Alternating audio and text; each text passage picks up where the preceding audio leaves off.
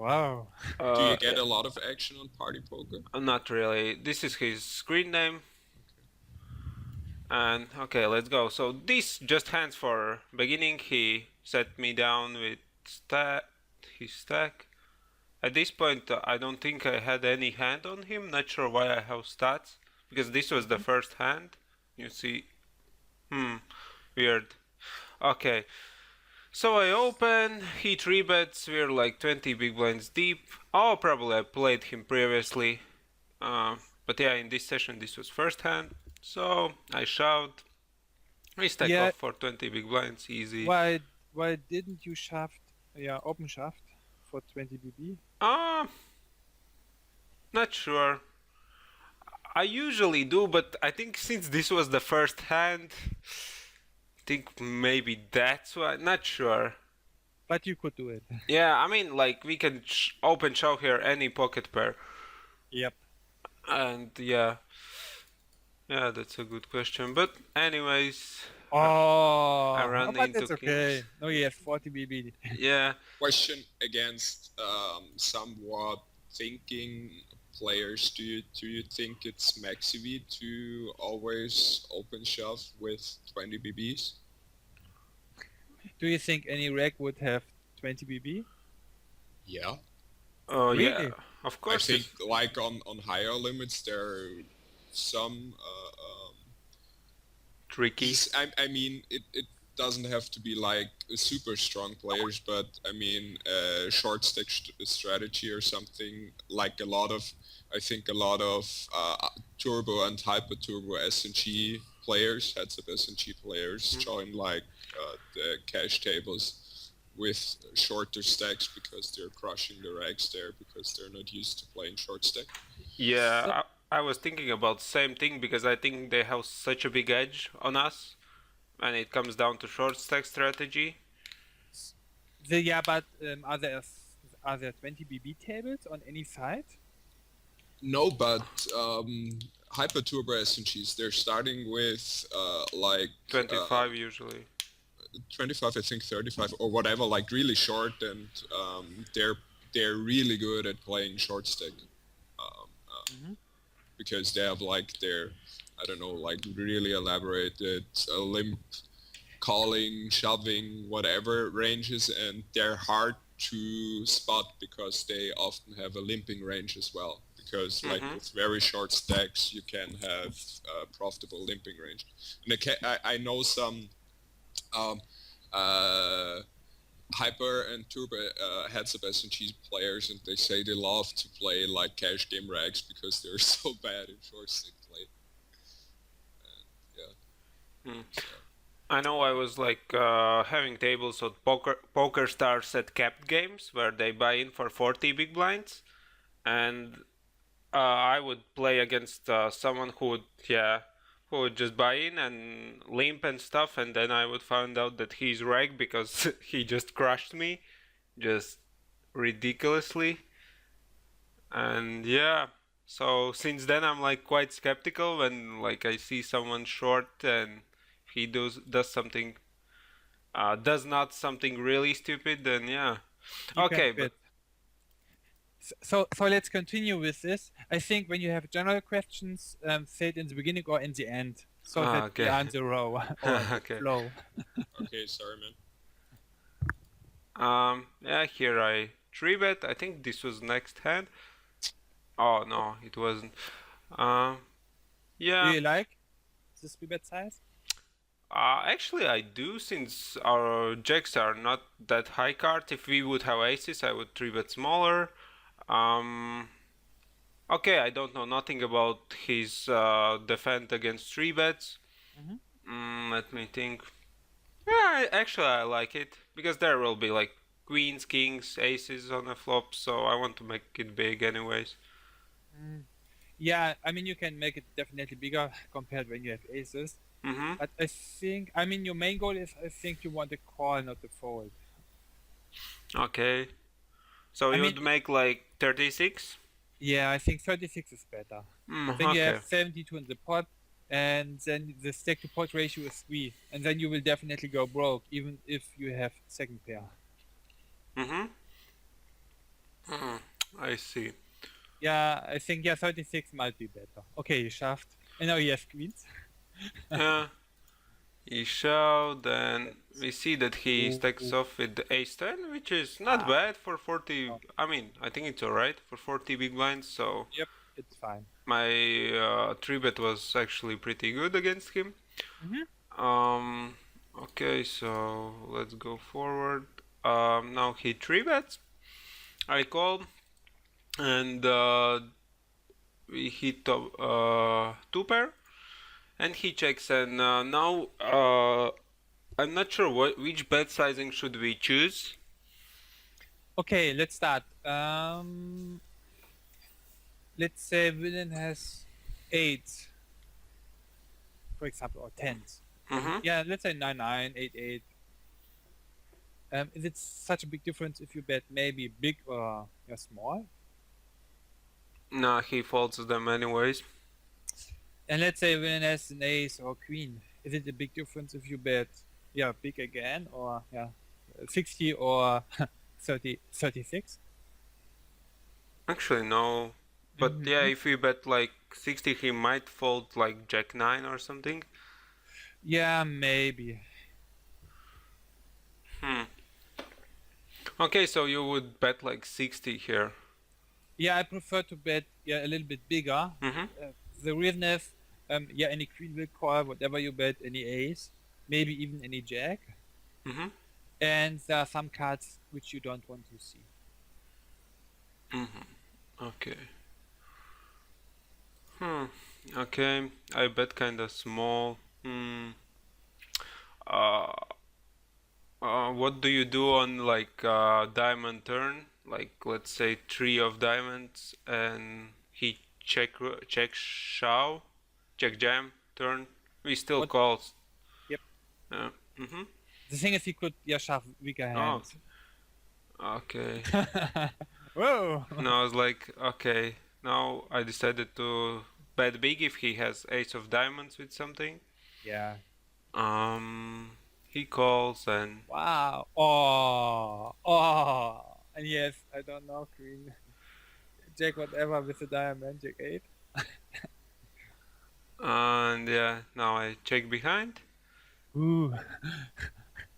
Yeah. What is the worst hand we should bet? No, we're not betting ace queen here, right? On the river? No. And he shows up with kings. But yeah. Huh. Bad run for you in this game. I think like for him it's actually not a good play. On the river, he should just donk. Although he might think I was like bluffing, then I guess it's alright. He thinks I'm bluffing, because if I have ace of diamonds, I'm showing here anyways, and he will lose with kings anyways. He's not folding. But do you have any bluffs in your range? Personally, I don't think so. Yeah, not many. Yeah. I mean, when you have a bluff, then the flush hits, and you don't have a straight draw, I would assume. Maybe some gut shot, maybe.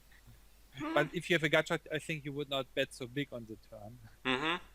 And I think most of the time check. Mm-hmm.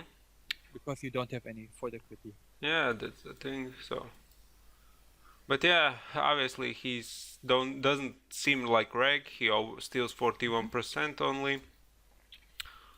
Okay. Question. Would you bet the 10 of diamonds on the river? I mean, it's like the third best flush, but I don't feel really confident betting it. Because, I don't know, he would have to have like a 9 or a 7. Mm-hmm. I mean, that we like make up for the times he have an ace or a king. He have to have like a lot of lower flushes. Mm-hmm.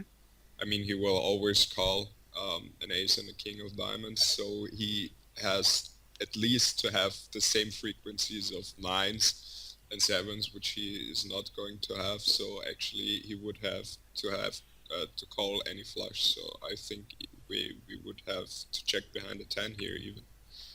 Yeah, it's really close. Yeah, interesting would be I what. think he would also call with a straight and sets. I mean, I don't think he would call just like bluff catch. Well, that's a point. We could bet like, I don't know, 150 to get called by a straight or something. Like Yeah, but in really general, bitchy. yeah, in general, it's okay to shove the second best flushed. So yeah, king flush. Okay, so you're in general just betting like the best two flushes anyway. Yep, and yeah, when the board is forced, yeah, Okay, that's the flush. cool. Okay, when Thanks. you have the read that villain is a calling station, then you can, I think, yeah, also shove your 10 high flush or the third best flush.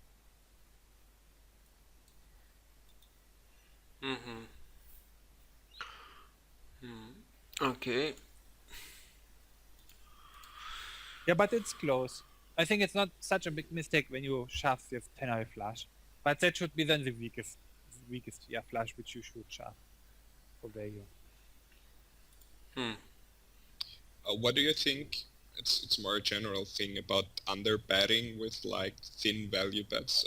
At least for me it works pretty well because people are not that often raising as bluff against it, but calling really light because they're leveling themselves. Like, what if he's bluffing there, and then they call like with and out at this board like with two pair or at normal boards with, I don't know, third pair and that kind of stuff.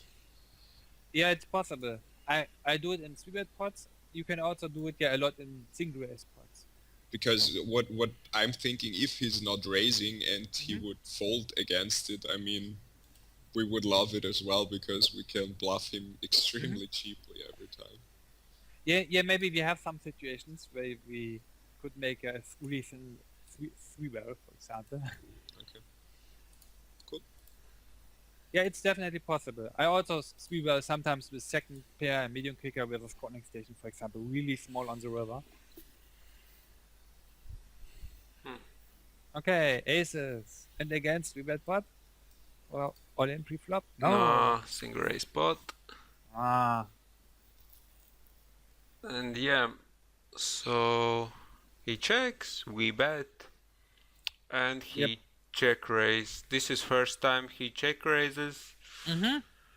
I didn't feel like 3-betting at that point as well. Not sure if we should. What would you do here? Would you 3-bet? The thing is, I would never fold on any street. You can definitely go broke on the flop. The thing is, how should we go broke?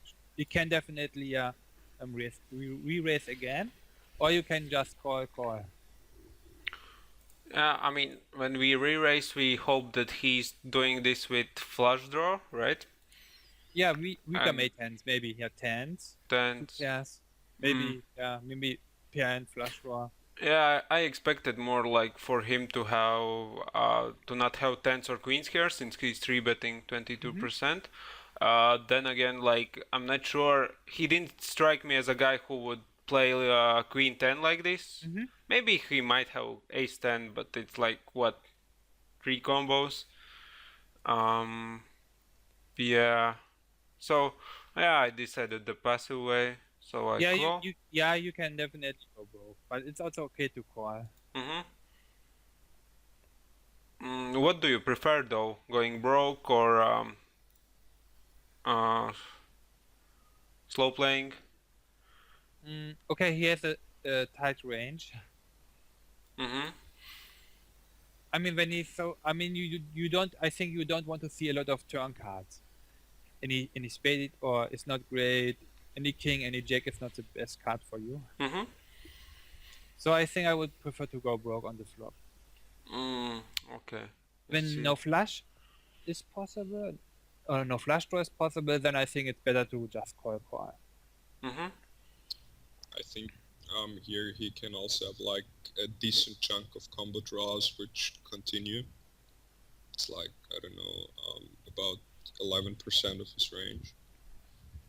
So, and like two pairs are also some, not many, like queen 10. Yeah, it's possible. Yeah. I think it's just, I mean, even if he has 2 pair or something and, I don't know, a check hits and then action is completely dead and there are so many cards which could kill the action. Yep. So Yeah, that is why I would also prefer to go with rope on the flop. Hmm. Okay, and he c-bets 3/4. I And call now, again. no, it's better to call because now you are clearly ahead. I think your equity is much better compared to the flop. Mhm. And now river is oof. And yeah, and he checks and Yay! Okay, he never has this flush. question is, should we bet here? Mm, I don't really see a lot of wars that is calling, so that's why I check behind. So stop. Okay, I think he never has a flush. Mm-hmm. So when he has King Jack, he has 16 combinations. So Ace 10, you have 3 combinations. Queen 10, you have 9, so you have 12 combinations. Maybe 10s. Yeah, it's really close. Yeah, I think it's okay to check behind. I mean, you are behind with King Jack, and I think King Jack yeah, you have more King Jack hands than 2 pairs, for example, or weaker sets. Mm-hmm. And you should Well- just bet for value when you are ahead versus against range. don't you think we can discount a little King Jack? I mean, do you think he's always going to check here if the flush hits? Um, Maybe I have a wrong assumption, but I would assume that they're like some are going to be scared, but I think they're going to like every time check 2 pair, but sometimes are going to bet like King Jack. yeah, it's again a close situation. I guess Yeah, it depends on the villain a bit. He's paranoid or not. I mean, yeah, it's again a close situation. You could bet, you could also check. Mm-hmm. Yeah, so, and he showed up. King Jack. Ooh. So he It wasn't. proves me wrong. So, Okay, then the check behind was definitely bad. Plus, stop. Okay, but what can you learn from this hand? that he's not value betting thinly. That he doesn't Yeah. slow play. Okay, yeah. What else? And yeah, that's about it. Not. Okay, Hmm? pre-flop. Oh, pre-flop. He's not 3-betting King Jack. Yay! So that's right. So his rebetting range is. I think it's polarized. Yep. But it's pretty bluff heavy. Yep. If he's 3-betting 22%, I mean King Jack would be within the top 10% from So- what I know. So Yeah, King Jack off is I think 15-1, and King Jack suited 6.2. But yeah, I mean when you just assume he would bet your Ace Jack, King Queen, and better.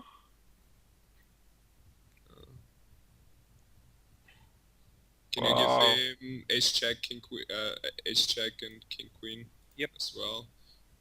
And Yeah, maybe and- some suited broadways. We don't know if he's not. It would be too optimistic just because we see something like that. Yeah, King 10, I think he does not see betting Queen 10, Jack 10. Why? Yeah, in general, I mean when he just cold call with King Jack, I think he will not see bet Jack 10 suited for value.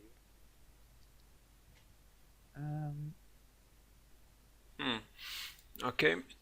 So, I mean, when he just 3-bet Ace Jack and better, King Queen and better, and 9s and better, his value betting range is around 7% or 7.5, and his bluff betting range is in Big. 2 of 3 cases weak. What would be your first adaptation? Just, I mean, we don't know if he folds in that case. So my assumption would be we could start to value 4-bet like pretty light for starters, and then see if he folds. We can add bluffs maybe. Okay, you know, his range is most of the time, weak. Yeah. So, yeah. Yeah. Let's start. Should we call more hands or should we call less hands? Against his 3-bet. Yep, against his more. 3-betting range. More. Yep. Against you could this call- kind of like unbalanced, if we want to say, range, we can call pretty light then, I guess. Yep, you could call a wider range. Yeah, I think we can just, as Daniel said, call wider range, and we can throw in some 4-bet bluffs with hands Hey. which are not playable, let's say that way. Yep. In general, a hand which you would not call and which blocks some good hands. Maybe King 9 off, for example, where you would say, I would not call a 3-bet, but I can 4-bet this hand. Mm-hmm. Yeah, you wouldn't block call King 9 off if he's so bluff heavy and 23%. I mean, you could, just an example, you could also say, then King 8 off, for example, or King 7 Okay. off. Got it. So you could 4-bet bluff more. Is check for value? No. I mean, his jack is not for value. Why The not? thing is, when he call, there's no weaker aces in his range in general. When he 3-bet ace, jack, and better, it's not for value, and are there so many Jack X hands? I think also not. I don't know. I just have the experience. Even if they have a crap 3-betting range, they're still calling no matter what. But you can do something else. You can make a really small 4-bet, which I like, where those a polarized 3-betting range. Okay. To brain fuck him and level him into calling like. Yeah, for example. Small range. Yeah, for example, I make 2 BB and villain make it 7, then I make 12. And then some villains have problems. They make the mistake by folding too many hands. Then you can 4-bet a lot for a really cheap price. Or they have the problem, then they call too many hands. Okay. And then you just have to c-bet when you have nothing and just c-bet small and you make instant profit. Or then you check behind, for example. It's slow play. When you have a strong hand. Nice. Thanks.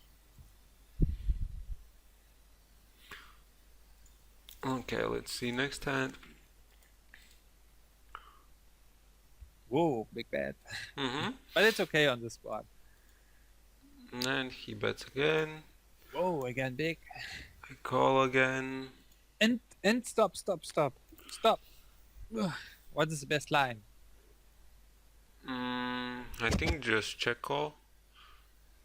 Since his bet size. Oh, okay. I think actually, donking probably is the best, since we assume he has like king, which he bets big. So yeah, probably donking like 100 might be okay here. In general, villain's range. Okay, say what is villain's range in general? I think it's like either like strong king, or is it draws. Yep. So actually, donking is not that good. No, you can donk, but the donk size, this is donk bet size. Yeah, I mean, I guess donk is good if we know that guy doesn't 3-barrel bluff, right? Then it is good because I think he has more draws than he has king X or aces. His stealing range is 44. 44. So he's pretty tight. Where can I see the 44? Am I blind? Second Still. line middle. The second. There's a 44. I can see it 44. finally. So so he has a lot of high cards, I would assume. In general, I like to donk. The thing is, so many draws are missed. You could have a lot of draws.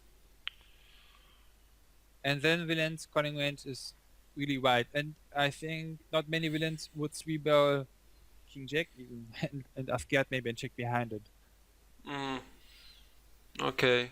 What is your general assumption about the 3 barreling frequencies? I mean, I think he will have, like, especially on such kind of board, very low 3 barreling range. Yeah, I His agree. flop.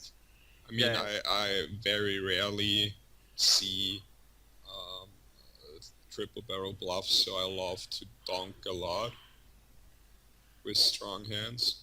Yep. Unless he has, like, normally, how's it called, like, very obvious hands, he will always triple barrel. Yeah. Here, I mean, what can he do well? Aces, ace king, maybe king queen. Yeah, but I think sometimes, especially when a card pairs, they're even scared with that and check behind. Okay. Let me give maybe you a not. general rule for donking. Okay. When should we donk or not? In general, you should donk when your range is stronger than villain's range. And on this river, villain does not have, I think, any 10. He would check 10, I think, on the flop sometimes, and definitely on the turn. And when he second barrels, he would not second barrel so big. So your range is stronger in general. And then you have the right to donk. Welcome to GTO thinking. No, yeah, it's a little board reading. Yeah. Also, GTO, I think you would auto check, not donk. Really? Yeah, I mean we could use POKER Snowy and find out what he would say. Not necessary. No need for GTO. Yeah, I think you could donk here. I like a small donk, 1/3 maybe of the pot. When we donk small, what do we want to accomplish? Like to call him with queens, jacks as well? He has not many, I think, queens and jacks. So I mean, you could induce a bluff raise, and you will get, I think, any call from any king, and maybe aces might raise here for value. so okay, Ace king, so same for king queen. So you bet like 50 here? Yeah, it's definitely okay to bet 50, or maybe even a half pot is okay. Okay. But we should definitely donk bet And and not check. You will get a lot of check behinds, I would assume. Yeah. King jack, king 9. Yeah, I would. Wow, jack 9. Okay. Yeah, so we learned that he barrels with gut shots. And we learned that we can donk a lot because he's basically not even betting his like worst draws without any showdown value. I mean, it's not the worst, but pretty much like the lowest gut shots you can have. So I would assume he has basically no bluffing range if he triple barrels. Yeah, in the future. Yeah, after this hand, of course. Yeah. He defends not many hands, just 61. Question: if you have like this guy now, and we would have something like King Jack on the river, would you consider folding now after that hand? When he 3 barrels? Yeah. Or even King Queen. I mean, against his value range, we're crushed, and we know he's not going to bluff with Jack high. Yeah, maybe. The thing is, the river was paired, and we could have, I mean, you would never fold any 10, any king when villains 3 barrel, I would assume, because so many draws are missed. And in the last hand. Yeah, and like in the first hand, but now I see that he's not betting his missed draws. Maybe he was. I mean, let's say the river is a blank.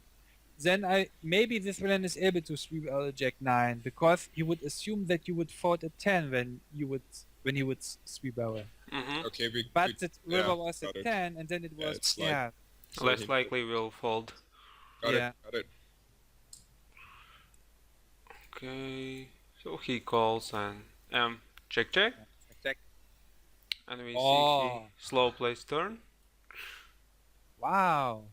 It's kind of Not In- good. yeah, not that good, but Yeah, yeah. the reason is, let's say you have a villain who check raise any strong hand at least on the turn. Then you know when he check call 2 streets, he never has a nuts or Mhm. really strong hand, and then you could speed barrel more often as a bluff. Yes. Definitely, you can do it when you play a rag, for example. You can exploit him by three barreling, yeah, a lot and overbetting. Mhm. So yeah, this guy is kind of tricky. So we saw him check raise flop with nuts, and then he slow plays here on turn, and Mhm. he gets his yeah when he gets nuts. So yes, Yeah. anyways, if he raise check raise flop or turn, he doesn't seem to bluff Mhm. this far. Okay, let's see what else we got. Oh yeah, and again, ah, I'm not sure how big sizing should I make here. Maybe like half pot would be good as well. But Because? just because flop is kind of dry. Yep. Yeah, he missed the flop so often. Yeah, and his calling ranges includes like what, probably like eights, sevens, Yep, and more high cards yeah, than more low high cards. Hmm. Yeah, one reason for a c-bet is I think his 4 to c-bet is so low. Mhm. But when you know he does not hit the board so often, you could also sometimes think about your check behind for bluffing use. Mm. Okay. Sometimes, but I think whether this villain 4 to c-bet is so low, you could definitely see that. Mhm. And yeah, here I like see, but half, a bit more than half, just to get value from whatever the gut shots and what he has, because he didn't fold this far. Mm-hmm. And he calls, and yeah, check check. Yeah, on the turn you have again two options. You could bet, Mhm. because you know when villain has a strong hand, he does not donk. So you know when he has a 5, he just check call. But you could also think about check behind and to find out if villain would prop bet the river. And Okay. the thing is, you would never invest more than 2 streets. Mhm. And now it's hard to get. I mean, when you second barrel now, if 5 beats you, when the turn might be a blank, then it's okay to second barrel. Then there are more cards which you beat, or more hands which you beat, like a Yeah, I 5. see. Because in this way, like most of queens beat me, five Yep. beat me, And just beats me. some draws. And the thing is, he does not have so many low cards. So a 5, is, a queen is very likely, or maybe a 5, or medium pocket pair. Mhm. So yeah, but I was quite surprised to see. Oh, okay, it's suited. Yeah, it's suited. It's a good hand. Yeah, but okay, okay. But the turn call, whoa, is Yeah, I crazy. mean, he obviously was like, no, he's bluffing. That Plus the turn bet size was, I think, two a little bit. thirds. Yeah, 2/3. So he should fold in general. So he likes to call really light. Mhm. And now Dominic's suggestion for three barreling might be an option for you. For example, let's say you have maybe a little bit stronger queen. Or let's go to the last hand in the Mhm. river. Okay. Here, I mean, you know, when your second barrel villain would call maybe any mate hand. When you call it, yeah, fourth, yeah, any mate hand. So in this situation, you could three barrel maybe one really small on the river. Maybe. Like, let's say 40, 45. Yeah, but let's say the river is a blank, not a card which Mhm. moves to the straight. 9, for example. Yeah, for example, a 9. Then I would three barrel. And when he raise, I would call. Oh, okay. The reason is, yeah, I mean, it works. Some villain, when I use this, a lot of villains like to raise there, and then they have nothing. Mhm. And here are some draws missed, and then you can get value from a 5, a 4, or bluff might raise. So I would bet for value, and when I get a raise, I call instantly. But I guess not against this villain. I Yeah, wouldn't. I would be a bit more cautious against him as well if I see him slow playing Yeah. the straight. Normally, like on this river, I'm expecting my opponent on average to have nothing but top pairs, like that beats us, maybe top pairs, Mm-hmm. and that's it, because they're raising or donking. They're stronger hands, especially they are also donking stronger hands on the river. So they basically, I checked it in the database, they very, very rarely have a strong hand here. And that's why we can exploit that by value betting, like over betting a lot. Also for value, I mean, it's still independent because we have so much better range than them. And like the small bets with top pair, no kicker, like 1/4 or something like that of the pot, and then adapt according.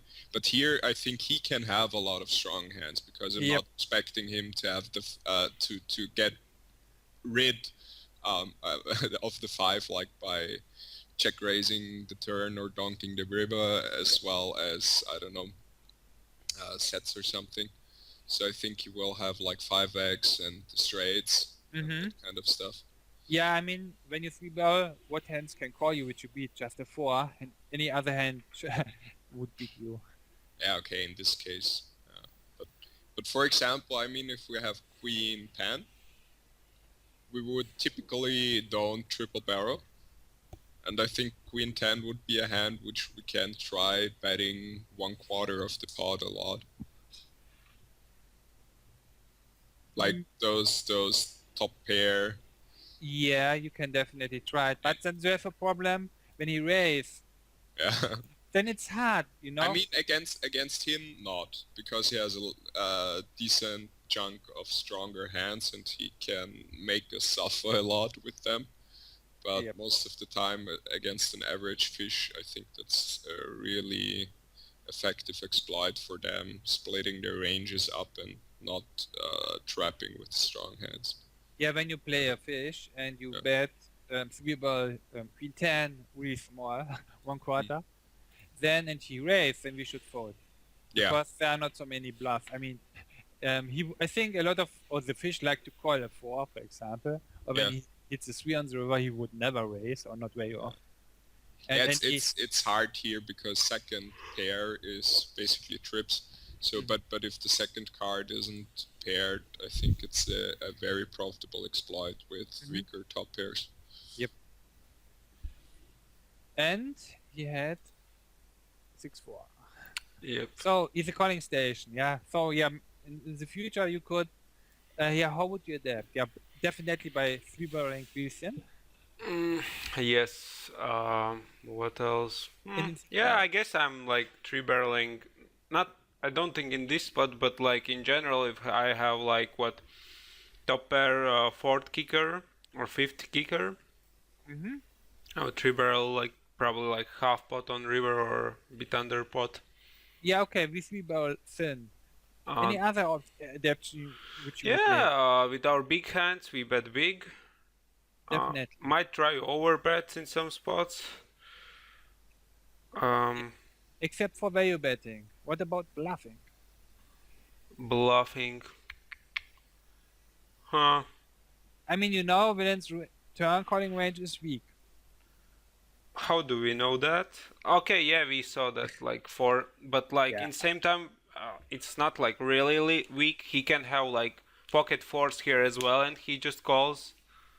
Definitely, but you have seen that he calls 6/4. So my assumption in the future is that he calls the second barrel really light. And I would 3-barrel more often as a bluff when I have maybe a flush or a misflushed or misgut shot, which has no shot on value, for example. Yeah, let's say like we have what, like 7-8 here on the flop, and turn is like what, queen again, and river is not queen, but like let's say jack, and turn is jack and river is 10. Then I think it's pretty good spot to 3-barrel. Yeah, even when turn is a queen and the river is a jack, I would 3-barrel. You can make any 4, any 5 fold. Yeah, 7, 8. Yeah, then I would 3-barrel. Oh, but we you block need the information. And when your read is confirmed, when you have some more showdowns and he likes to call really light, then I would definitely 3-barrel a lot. Okay. Let's see. Yeah, so we call, have a flush draw, so we just call. Yep. On these boards, on these flop, we usually never check raise or flush draw because it's No. like we can't fold ace or queen. So most of the time they just call. Yep. Plus, his range is much stronger Yeah, than he your have range. aces, queens, Yeah, and you just can have ace 5 fives, and pocket fives. fives. Maybe queen 5 suited, so not your your range is really thin and not very wide. Here he bets quite big again. Same bet size when he had Jack 9 suited. So I call. The question is, if the river is flush card, complete flush, should we donk? Do you think he's able to make thin value bets? No, that's why. Oh, that's good one. Yeah, so I guess it's easy donk bet. Yep. Then you should donk half pot. Half pot. Yeah. Okay. Not more. Okay. We hit 2 pair. I check, and he bets, and yeah, we're not folding here. Oh. And here you should not donk because again his range is stronger than your range. Yeah, I can, like, if I donk and he raise with like aces or ace queen or queens, I'm like, wow, what should I do now? Yep. Okay, obviously. And we see that he can pull off 3-barrel bluffs with 3/4 Whoa. without any draw or With something. complete air. Hey. Yeah. Okay. That's And- interesting. And now we know he's able to 3-barrel even with cut shots. When we discussed it, with But Robert pair. now we see he even has a brain, because then like checking behind was not that bad with like the gut shot now. Yeah, But he's is this really a good crazy. 3-barrel? Yeah, I mean the 3-barrel is okay. Yeah, I mean he can fold out a lot of better draws with. 10s, 9s. But I would make an overbet when I would be in villain shoes. Okay. A big overbet. The thing is, we could have aces, queens, ace queen, 8-6, 6-3, and villain. So when we would be villain, we can never have a strong hand. So you should get a lot of folds, even from ace, whatever. I mean, I guess he could attack like our capped range like by overbetting 2 times or something, and then even with 4-7, I'm like, wow, I know. not happy. I guess I would call, but it would be like, should I really? Like, yeah, really tough spot. It's tough, and even from the EV, it might be slightly profitable. Yeah, when you play a rag, that is a fantastic spot for an overbet. Even overbet, you could overshove the river, and then villain has so many problems to make a call here, even with the weak 2 pairs. Are you starting with such adaptions with a somewhat balanced range? Like, are you shoving here with aces, queens, and the straight as well? Yeah, you can definitely do it. But in general, I would we barrel bluff with an overbet, and we barrel normal when I would have aces. Okay. So yeah, I guess we now know he probably, he's pretty bad though. Like any competent reg would bet big here, or at least overbet. So how can you exploit this? Let's start with pre-flop and then continue with post-flop. Okay, pre-flop. Yeah, that is something which you should always do.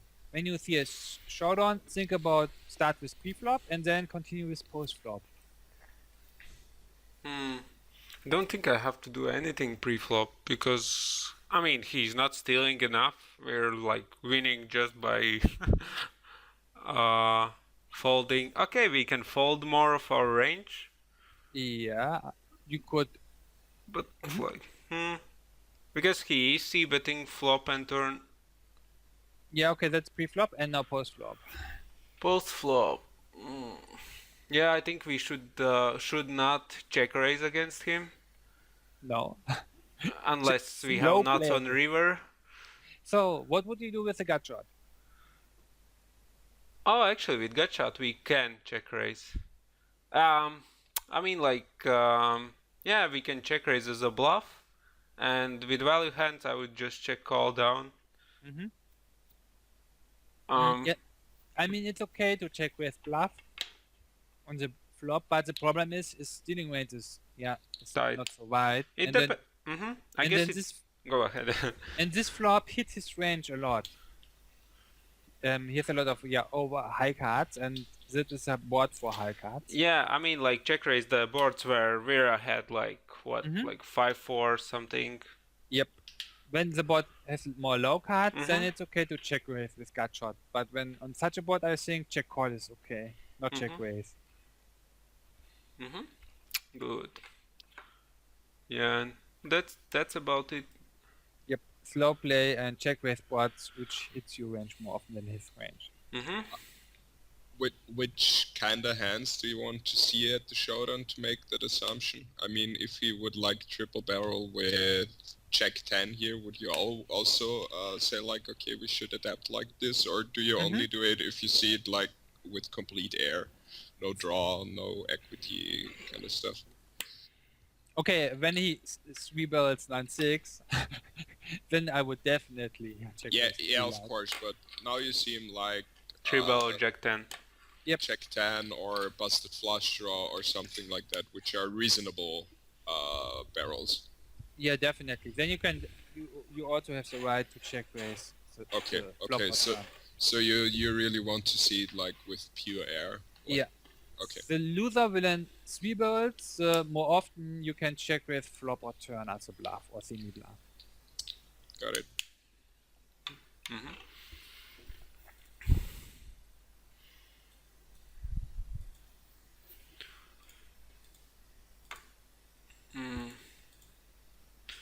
So yeah, we So call. your plan, your flop plan is, I think, check call, check call, check call, whatever Yeah. hits. Yep. He bets Uh-huh. again. And Yeah, I would check forward when if you yeah, I would as well. If it's like deuce of hearts, then yeah, it would be interesting if he bought 3/4 again. check call. Yeah. Oh, He's definitely not betting thinly, right? that's so important. You know, he three birds. Yeah, when he three birds, what can he have in the future? Yeah, either nuts or nothing. But yeah, here, yeah, he got. I guess he thought, oh, flush draw completed, 6-8 completed, and yeah, but Yeah, but I in his It's shoes I still- would three barrel half pot to get value from maybe a jack, queen. So yeah, let's see what happened here. Oh yeah, so I bet 3/4. He calls. 7 is kind of not good card for us if he had it, but like No. I don't expect him to have that many of 7s, especially when No. it pairs. So He called wow, why I didn't Oh. bet? Wow. Yeah, this was bad one.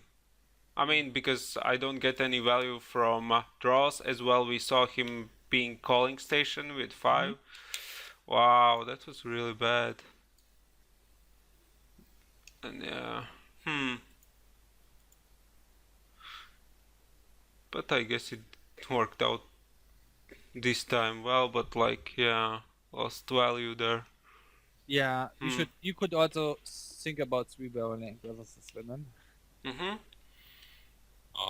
Are we analyzing his stats afterwards, or because I spot something which could be maybe important? Yeah, I mean we could definitely do it now. I mean we have some reads.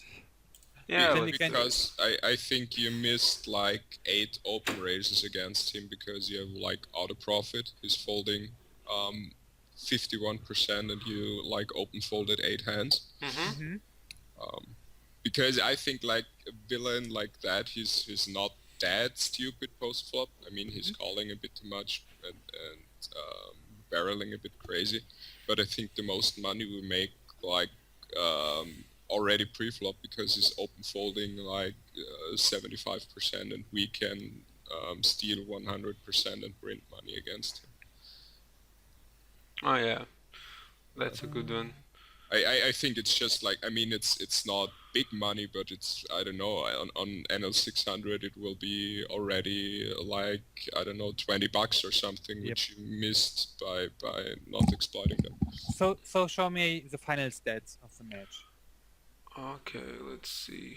How do we do it? Oh, okay. Last hand of the game in general. Okay. Not sure my. Oh, okay. Now it works. Yeah, after this hand, I think he quit. Yeah. So, and Dominic is right. We should open with 100%. He defends just 51%. 51%. Mm-hmm. And even, I mean, then you raise or you open raise with any two is maybe slightly minus EV, but you still have some equity to hit something. Mhm. So yeah, EV 100% open raise. Okay. Anything else from stats? We see that. Pre-flop? Yes. Let's start with pre-flop. Anything else which you could exploit, or how should we adapt? Yeah, that 3-bet we already talked about it. Yep. Let's Same see. for your defending range. You should defend not so many hands. Mm-hmm. Tighter. So I defend 58%. Yep. I think it's actually good against him. I mean, we discussed a lot. I mean, Did we he talked min about. raise or did he 3x? Him in raise. Okay.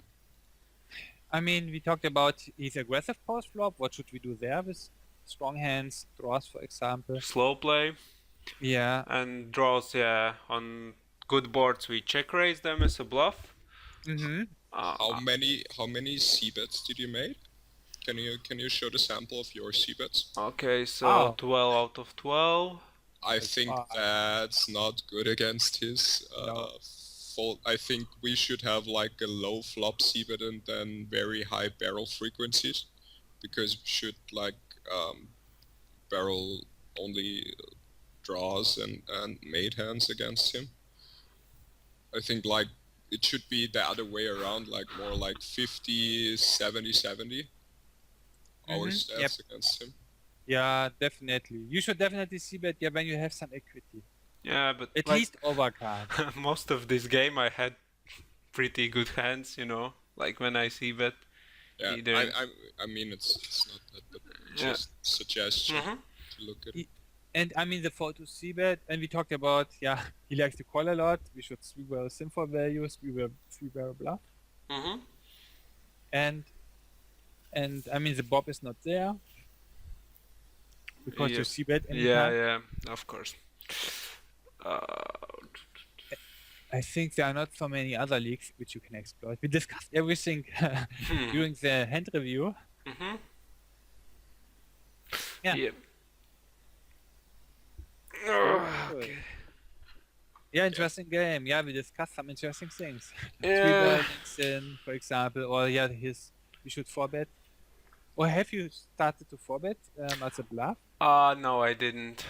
Mm-hmm. Because I like okay, let's see which range would you 4-bet as a bluff against him. So against his 3-bets we're not calling like which are the best hands to do it with, like probably king suited. You can call a lot of suited hands. But the other thing is he's post-flop aggressive. When someone is post-flop aggressive, you don't have to defend a wide range because he always pay you out. Mm-hmm. So it's also okay that you defend a tight range. You mean against 3-bets? Yep, against 3-bets. Oh. The thing is, because when villain is post-flop also very aggressive, you don't have to defend, let's say 8-5, 8-6 suited. Because the thing is, you hit not very often a strong hand, and aggressive villains like to 3-barrel, and then you have to fold a lot on the river. Mm-hmm. That is why it's okay to call really tight pre-flop. So does your pre-flop defending range against his 3-bets would be something like this? Let me give you the range. Um,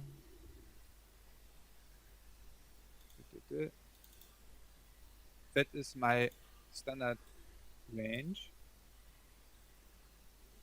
which you can call. You could also remove some from the small suited cards, like 6-5 suited could be a fold. Okay. Yeah. Screen through 10. You could also mark the hands in Skype and copy paste it in. Oh yeah, that's easier. That's easier for you. Makes sense. Okay. So let's that is see. my, for example, when I start a game, that is the standard defending range. So this one. Mm-hmm. Yep. And when you get more information, you can adapt. Mm-hmm. Okay. Versus this villain, for example, you could add Jack 10 off, for example, and remove 6-5 suited, 7-6 suited, 9-7 suited, or even 8-7 suited. Mm-hmm.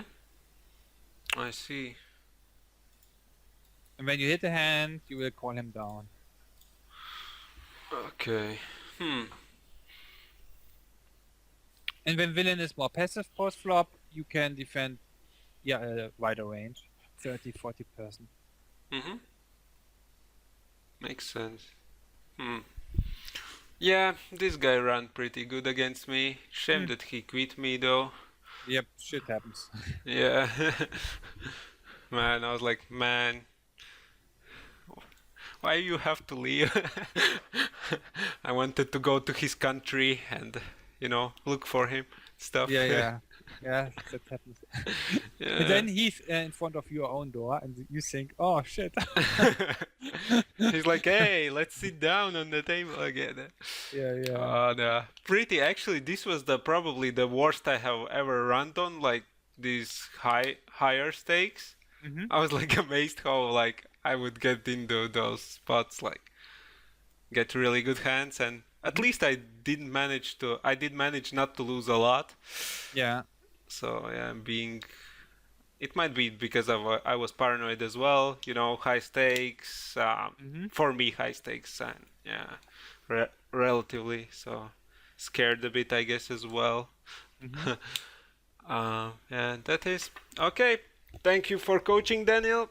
Yeah, you're welcome, and good luck at the tables. Have a nice and relaxed weekend, and see you next week. Okay. Cool. See you. Good luck to you guys as well. Yeah. Bye-bye. Bye. Bye-bye.